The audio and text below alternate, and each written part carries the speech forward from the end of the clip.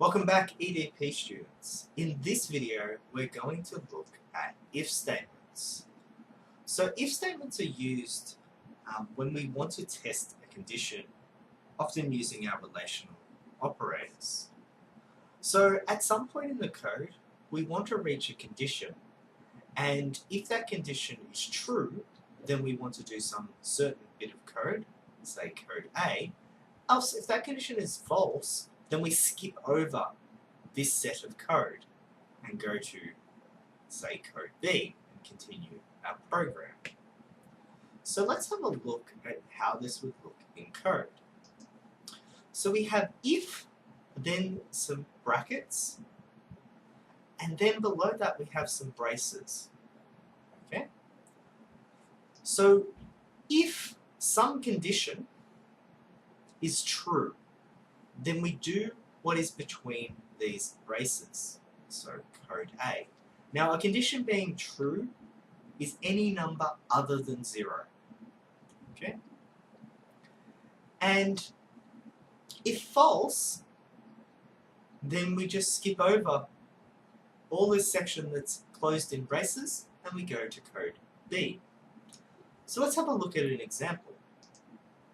So here I'm going to create some variables. I've got int x and int y, and they've got values 5 and 2. We've got our condition here using the relational operator. We've got x is assigned 4 within the braces, and we've got y is assigned 3 outside of the braces. So let's start from the start. So firstly, we declare x and give it the value 5, so we're initializing here. We're initializing x to 5. On the next line, we initialize y to 2, and then we get to our condition. Is x greater than y?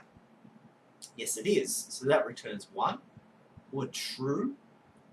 And so because this is true, it will go inside these braces, and x will change to 4. We then leave the braces and y becomes 3. Now, an alternative way to do this is if and else. So often we want to reach a condition in our code, and if the condition is true, we do some code, say code A.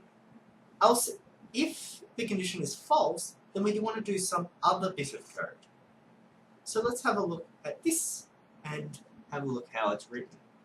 So here you can see we've got if, we've got our round braces here, where our condition will go.